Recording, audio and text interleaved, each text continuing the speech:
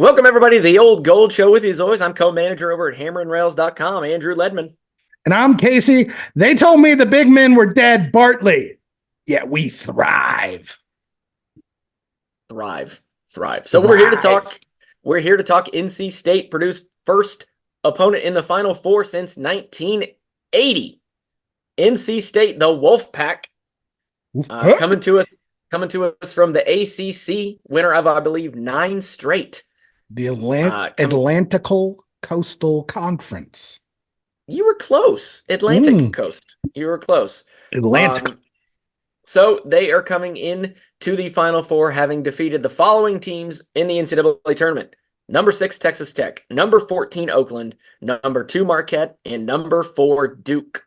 So that's a big game right there for them. That's a conference rivalry going up against them in the Elite Eight and coming out victorious. I mean, this is the matchup we've been waiting for. Final Four, 2 games left to play on the season, we hope. NC State, honestly, they're an 11 seed. Kind of a surprise that they got this far, of course. Kind of a surprise. They shouldn't be here, Ledman. Yeah, but they shouldn't be here. Finished 10th in the ACC this year, and now they're in the Final Four. I mean, taking down the Duke Blue Devils in the Elite Eight. They've got to be riding high. NC State finished the season 2 of 7 in their last 9 games. Lost their final 4 games of the regular season, including to Florida State. Not great. Not a good Florida State team. They played on Tuesday night of the Atlantical Coastal Conference tournament. Tuesday night. They won on Tuesday night against Louisville, Wednesday night against Syracuse, Thursday night against Duke, Friday night against Virginia. Ledman, they played in overtime on a Friday night, came back 5th straight day, knocked off North Carolina. NC State dominated Duke twice and North Carolina in the last 3 to 4 weeks. The state is a Wolfpack state now. Yeah. Tar Heels, they're done. Blue Devils, out of here. Out of here. Get out of here. This is the Wolfpack state. We are howling to the moon. Yeah, I mean, it's a wild ride. It is crazy to look at their schedule because, as you said, they lost their last 4 regular season games.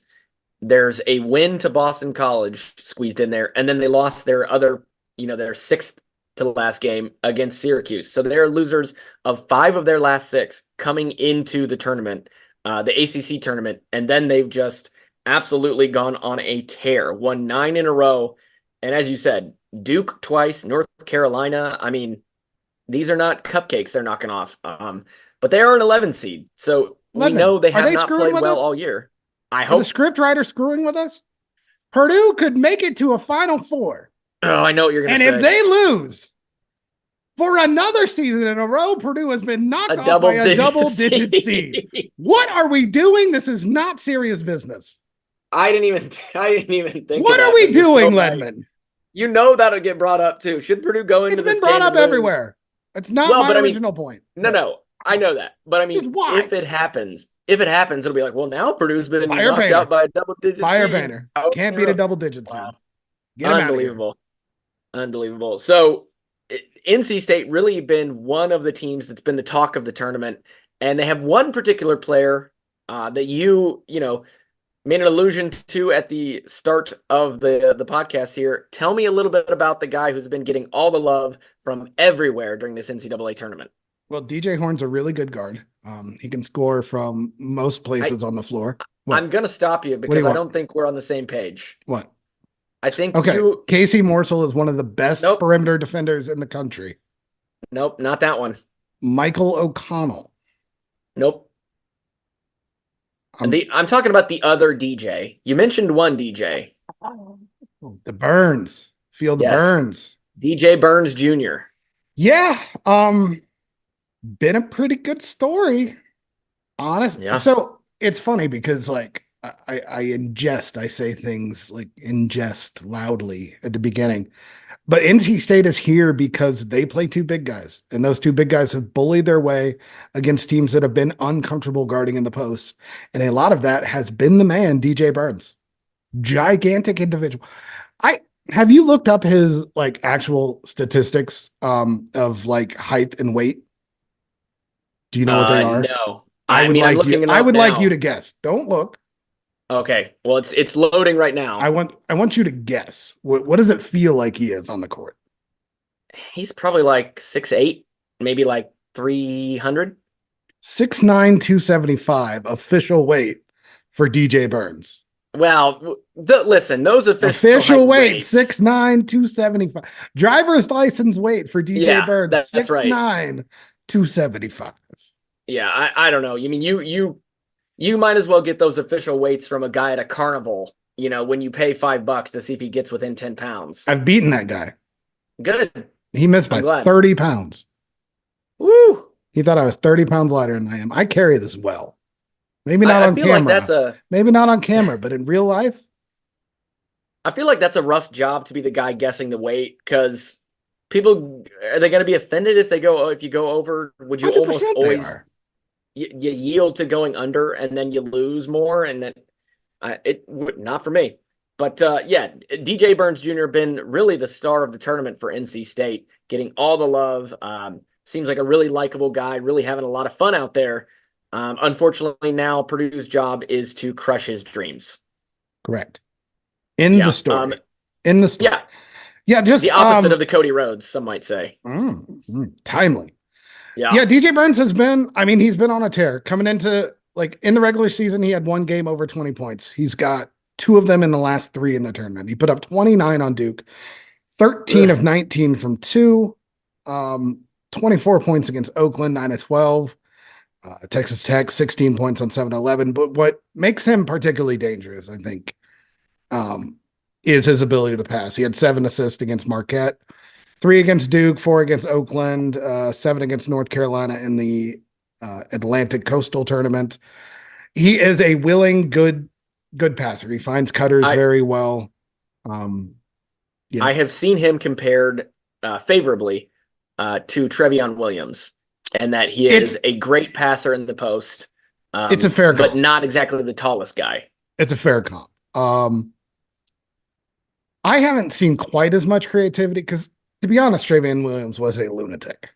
Yes, some of the passes he made were just outrageous. Just a lunatic passer. Yeah. Yeah. Incredible. So, like, not quite that flashy, but definitely, like, very timely with it, because that's mostly what it is out of the post, right?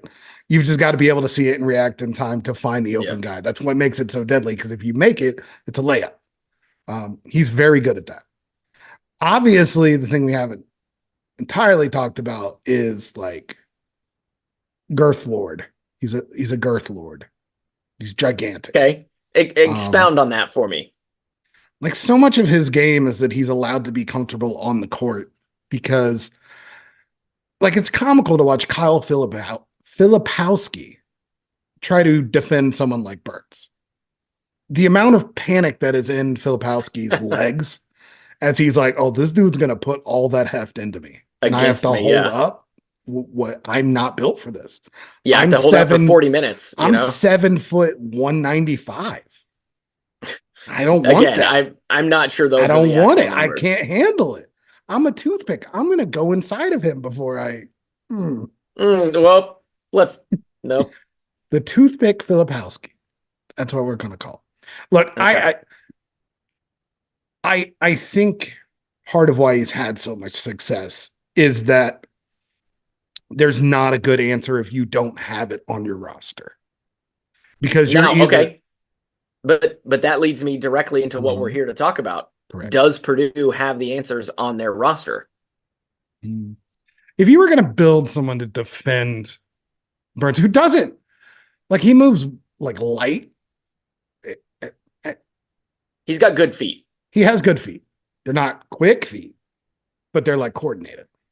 Yeah. But, like, he's not burning by you. Like, he's not burning by people in the post. It's just, if you were to build someone, though, to go up against that, you probably want them to be big enough, strong enough to not be able to get back down into the paint, right? Yeah. And then you probably want them to be tall enough to contest without fouling, right? Right. Also enough to contest those passing lanes. Right. Because a big reason why big dudes that can pass are so effective is because they can pass over people. Mm-hmm. So if Purdue had a guy who was 7'2", 7'3", 7'4", 300 pounds, Maybe. maybe ideal. Yeah. And maybe, so what, we're doing a big disservice here. Everyone that's talking about NC State is doing them a disservice because it's not, DJ Burns plays power forward-ish on offense. He's not there like Mohamed Diarra is a big time big. He's 6'10". He's a toothpick too. He's 215. Yeah, But he can that's stretch not the very big. floor. He can stretch the floor. He takes he was 21 to 66 this year. That's like 32%. It's not great. Yeah. But like he's shooting. Like he's a Yeah, willing it's good. shooter. It's good for a big guy. And he's one of the best rebounders in the country. He's got a 31.1% offensive rebounding rate. And part of that is because you have to put your heft on Burns. You just have to put your big guy there. And that allows DR to just play on the perimeter and attack the offensive glass. And that combo is what teams really struggle with. Because who plays two big guys? Well, funny you should ask. Purdue happens to have two big guys in the starting lineup in Zach Edey and Trey Kaufman-Renn. I mean, you would think Trey Kaufman-Renn would be the one you throw on Burns. No? I mean, really? Do you think? What did I just know. say, Ledman? I mean, I know what you Diarra said. is mobile and can shoot from the outside. Right. That's the guy that's going to give Edey problems. DJ Burns is EK with creativity. He only took 5 threes during the season. Like he can hit a mid-range, but like he's not going to stretch out the floor. He's not going to dribble around Zach Edey very well. Okay. The issue with Burns is if you can pass and you can score from the inside, like you're either occupying a double or you're getting bullied into like layup range. I don't think you can do either of those against Edey. So even if Purdue does double, which they're going to double because they always double out of the post, you're not giving up the let me hold the ball for 10 seconds, be comfortable, and let people work around me and get layups. Edey on his own can keep you away from that. A quick double will get the ball out of his hands. You can't put Edey on Diarra. Diarra moves too well. He stretches the floor. He's a willing 3-point shooter. Yeah. But and I guess, of course, I mean, you of course don't want Edey out on the perimeter anyway if you're Purdue, because then you take away his rebounding ability. So I understand putting TKR on him and then putting Edey on Burns, but I don't know. there's no. I want to see it in. I want to see it in absolutely practice. happening. You know what I mean? First of all, Edey is so big. Good luck passing into a cutter while Edey's somewhere around the paint. For sure. For sure. And just second of all, like Burns exists because he's able to bully guys. I don't know how he takes a lot of soft floaters. He hits a lot of soft hook shots. Those things get harder when you're going against a 7'4" guy. He doesn't play against guys like he just doesn't play against guys like Edey. They don't exist. Do we worry? I mean, I know we've talked a number of times on this podcast about Edey's ability to play defense without fouling and his ability to understand the moment and say, even if I put my all into this particular possession, it's not worth it if I get called for a bad foul, a ticky-tack foul. Are we worried about Burns going right after Edey and Edey getting called for some bad fouls to start this game? Not really, because like he's not as herky-jerky as Tyler Wall. Like it's not going to be 45 pump fakes. He actually likes to play face up so he can see the court and make those passes. Okay. So if Edey just stays strong, stays in position, keeps his hands straight up, he's going to make his life hard because those are hard floaters to hit. The closer you get to the basket and the higher up you've got to put the ball, that's like the harder the shot is. Yeah. So I don't think there's any way that you can look at this game as Painter and saying we have the disadvantage. We have to worry about it. Like NC State has to worry about changing things to guard Edey, to go against Edey. Like Burns has to. I think Purdue will be perfectly fine to say all those shots you've taken against everyone else, we don't think you can get to them cleanly. Go ahead and try, please. Well, that leads me into my next question. But before I get to it, let's take a break, come back, keep talking about NC State. The best month of the year is here, which is why you need to know that we are partnered with BetMGM. We'll be using BetMGM lines for making all of our picks and predictions, and we'll have special offers for the listeners and the viewers of the Field of 68. If you haven't signed up for BetMGM yet, you can use bonus code FIELD and you will get up to a $1,500 first bet offer on your first wager with BetMGM. Here's the best part. All you need to do is deposit and bet $10 of your hard-earned money to get it. This is what you have to do to make it work. Download the BetMGM app and sign up using that bonus code FIELD. Deposit at least $10 and place your first wager on any game. You'll get up to $1,500 in bonus bets if your bet loses. Just make sure you use that bonus code FIELD when you sign up. Most importantly, we have some fun stuff coming up for the rest of the NCAA tournament. Bet insurance tokens, college hoops odds boost, and the thing that I love the most, a nice little parlay boost, as well as a ridiculous array of prop bets for anything that you could possibly imagine betting on. From odds on getting to the Final Four to national championship futures, I'm calling it right now. BetMGM is the king of the prop bet. So go download the BetMGM app. Use that code FIELD and sign up today. And while I've got you, a quick request. The best way to support the Field of 68 content you get for free is to engage with us. Rate and review the pod in any podcast app. Like and share the YouTube videos that you enjoy. Tell your friends about us. It all helps in a world where the algorithm is king. And now, back to the show. And we are back. So, my next question. You talked about the way that NC State is going to guard Edey, going to handle Edey. I've seen and I've read that they don't double in the post. They just don't do it. Is that an accurate assessment of the way NC State plays defense prior to this game? And if so, do you think they can possibly do this against Purdue? No. I mean, well, is that what they do? It is what they do. Okay. Once again, like, there's just the only knock, like the only reason people are like guard Edey one-on-one is it's kind of tied to what we talked about last episode, right? Like, yeah, they think no one else can beat him. Yeah. Well, not even that. It's just they don't think Edey can beat someone in the post because like it's 2-point shots and it's in the post and no one's done it. No one's done it. Purdue's done it now. Like they beat Tennessee out of the post. I don't think you could survive that way.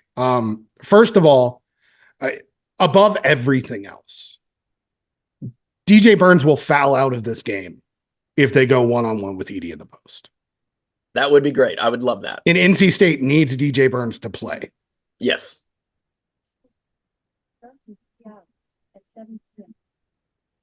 That was ominous.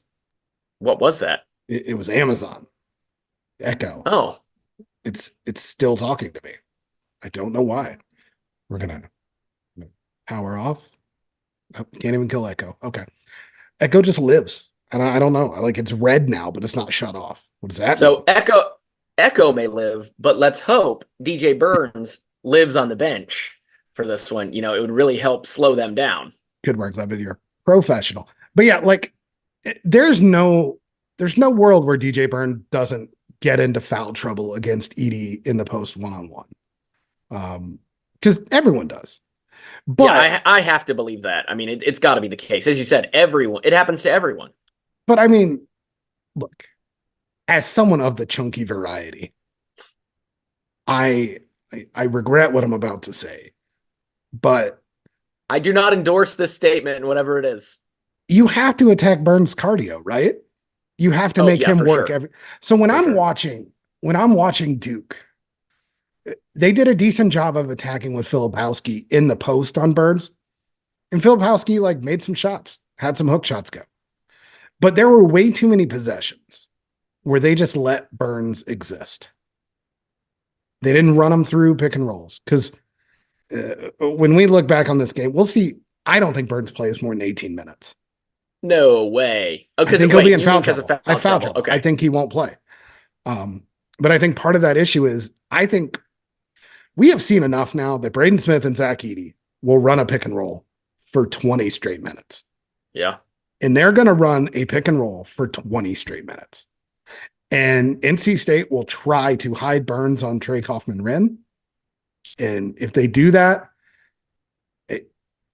I will be interesting to see what Purdue decides. Because NC State does have another big they can use. West Middlebrooks, Ben Middlebrooks. Okay, I was like, I don't know yeah. who you're trying to get to here. Another big guy. So they've got Middlebrooks, they've got Diarra, and they've got Horn. And like those are the three bodies you're going to throw at Edey. It'll be interesting to see if they try to put Burns on Trey. I would imagine they'll throw the ball to Trey and attack him in the post. I think they are going to search out Burns every minute he's on the floor, and they are either running a Braden Smith pick and roll with whoever he's guarding and or throwing in the post to either Edey or Trey. Well, it's fascinating that you make that prediction because for the lost episode that we had, we covered Gonzaga and what we thought they were going to do, both Purdue against the Gonzaga defense and vice versa. And one thing you mentioned was that you thought Trey Kaufman-Renn would have an opportunity to really put up some points. And that didn't really happen in the first half, but then he scored six straight, I think, in the second half to start it. So, I will give Casey credit. He knows what he's talking about. He's watched a lot of basketball this season. So if he says it, I'm inclined to think that there's a pretty good chance that Purdue does it. He knows this team pretty well. Yeah, because first of all, there's just a Burns is not quick. Revelation. And when you put him in a ball screen with Braden Smith, he's got to be able to close off Braden Smith's alley to the hoop, or it's a wide open layup or a defense in super jeopardy of kickouts to threes. Mm-hmm. That is a nightmare for NC State. NC State they've got a really good individual defender. Casey Morsel comes from Virginia, transferred from Virginia. He plays defense like he played on Virginia. He's really good. They're going to put him on Braden Smith. But one of the unsung things about Zach Edey is Ziegler just guarded Braden Smith, who is as good a perimeter defender as there is. You're not getting through a Zach Edey screen cleanly. No, your big is going to have to try to hedge out and slow that down. DJ Burns is not getting in the way of Braden Smith. So I think everything that NC State has done up to this point has been evolved around teams not taking enough advantage of playing Burns and teams not disciplined enough to execute and just attack a weakness. We watched Purdue beat Tennessee, and what was the main thing we talked about for their offensive thing? For Purdue's offense? Yeah, that got them going. Attack and roll and give the ball to Edey and attack and connect, Attack and connect. Purdue will keep doing what works, and they will force NC State into doing weird stuff, and it will force NC State into a lot of bad things. And I don't know if this NC State offense can survive without Burns. And I don't think they're going to get good Burns anyway. So I'm of two minds here. I think, first of all, it's a quippy sound and I like it. There's no such thing as a double-digit seed in the Final Four. That sounds like coach. Yeah. That sounds like a coach. Yeah, it does. But I mean, it's true because at that point, they've gone through the gauntlet. They're in the Final Four. You're in the Final Four. Absolutely. The seed means nothing. At the same time, this is a team that is has lost 14 times this season. There's not many 14 lost teams in the Big Ten or in the Final Four. I just think at some point that catches up. Yeah, I think I think NC State has done a great job of taking advantage of matchups, and now all those advantages we've talked about that they have, this is how Purdue wants to play. Right. Yeah. In their wheelhouse. With 14 losses on the season and with the coaching staff Purdue has, I believe in their ability to go through those 14 losses, find commonalities, and kind of latch that onto the personnel that Purdue has. You don't have to change how you're playing. You don't have to, change the starting lineup or your rotations, but a 14-loss team is going to have some weaknesses, and those weaknesses are all on film. And I trust in Painter and the coaching staff to find those and go after them, whether that is DJ Burns on defense, whether that be something with a pick and roll or whatever. I mean, Purdue has thousands of sets they can run, thousands of ways they can run their offense. And I do believe that Painter and staff will be prepared for this one, because I want to say this in the right way. It's not that I don't think NC State is good. It's that I think there's enough out there on them to show vulnerabilities that Purdue can take advantage of. I don't think anyone's going to overlook them because, as you said, they're in the Final Four. This is a damn good basketball team. There's a lot of talent on it, but they also lost 5 of 6 to end the season. And there are things there that you can find and exploit. Yeah. So if NC State, if they play Purdue close, if they win, it's because DJ Horne's a really good shot maker from the mid range. And we know that that's where Purdue is going to funnel all of its guard looks. It wants them to take those shots. Horne's perfectly capable of knocking down enough to really hurt a team. And then if I'm talking about a weakness on Purdue, it is guards and perimeter players defending cutting actions. We've seen not a lot of teams get burnt constantly on it, but like Purdue is behind on a lot of hard cuts to the rim. They just are. It's annoying. Like you watch it and you're like, why are you doing that? Stop. Please just guard them. But they definitely do that. So like, is there a world where Burns takes advantage of that? Absolutely. But I just believe, again, in this Purdue offense to execute in a way that is going to ask so many tough questions of NC State. And it's a 5-day break. Like it is a 5-day break. At this point, we are a long way away from when NC State had to play 5 straight games. So is fatigue an issue? I don't know, but like at some point you get, but at the other time, like at some point you do just get like, this is exhausting. I think this is interesting because you and I had this argument 2 or 3 years ago. I don't know where. I don't know where I stand on it, but like, because it's a lot. You and I had this argument 2 years ago, and you were of the mind that, hey, they're 18 to 22, they're going to be fine. And I was of the mind that, I don't know, man, these minutes are going to add up. Ultimately, I think I wound up being right with Smith and Lawyer down the stretch. You saw them struggle a bit their freshman year, but with a 5-day break, I mean, I feel like these guys have got good trainers, good medical staff. They're going to be rested and ready to go, I think. But there is certainly something to the fact that they've played a lot of games in the same span where Purdue has played a lot fewer. Since March 12th, NC State has played 9 games. Purdue has played 6. Yeah, I mean, that could make a difference. It might be nothing. Could be something. Yeah.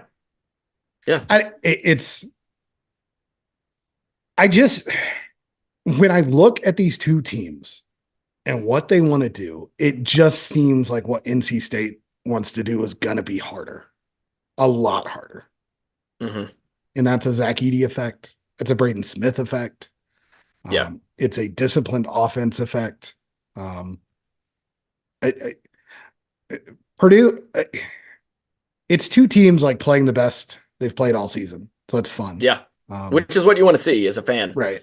And like there's no argument in either way. Yeah, let me ask you this, and it's maybe something you can't answer, but 12. Purdue will be playing this game in Arizona. It's in a football stadium. Mm-hmm. They're going to bring in the floor, put in the goals and all that, but it's a football stadium.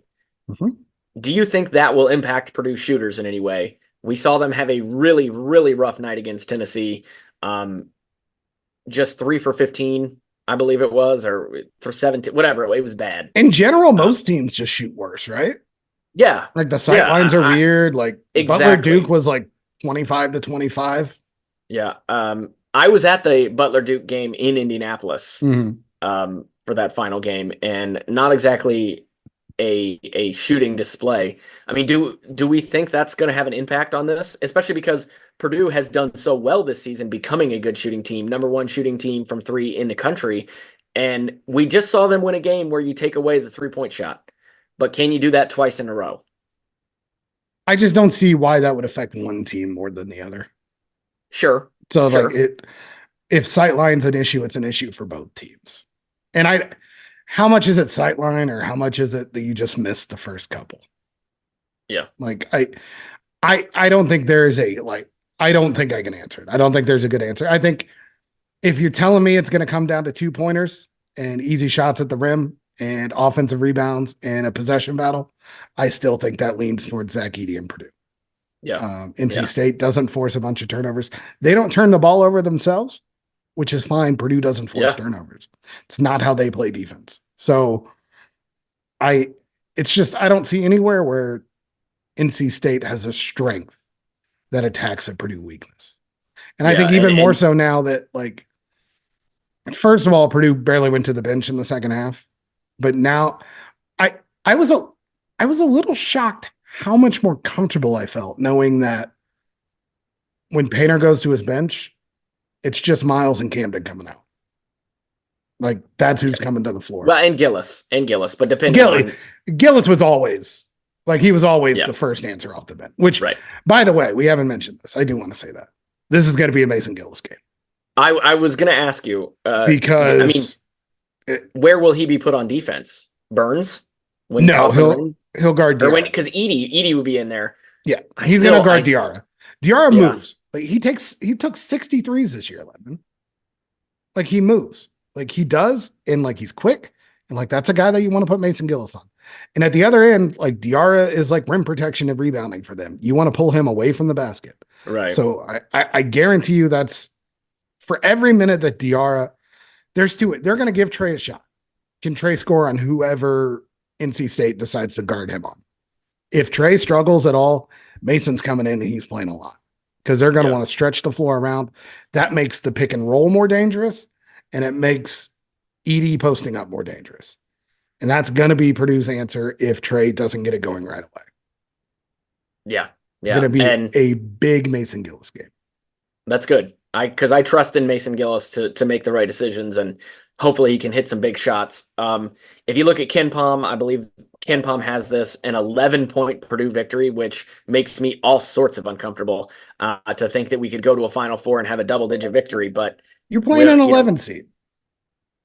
We just talked about how I know, but like, you still are more nervous when you're playing a 2 seed or a 1 seed in the Final Four. No, I mean, you're playing a good team no matter what. But like, the team I least wanted to see. Do you know who else is in the Final Four? UConn. Yeah. Well, they're on the other side. We don't have to deal with them for now. Only by chance. Yeah. Well, that's how it's designed.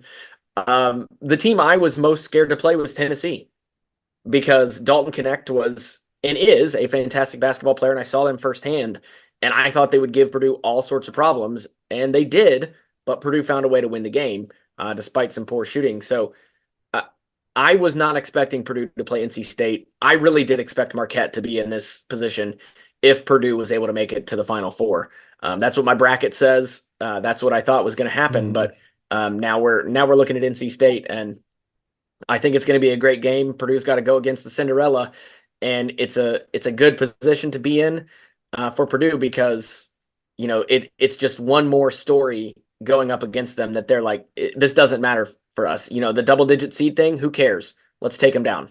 Has there ever been a more undeserving villain than Purdue basketball? No, it's between the Zach Edey narrative, like the anti-Edey narrative, and now they get to play against the darling of the NCAA tournament. Like, how bizarre is it? In what world is Zach Edey a villain? I don't know. What are you guys doing with your lives? Yeah. What are you doing, guys? Internet. Some people just just need to touch grass. Go out, realize the world is a bigger place.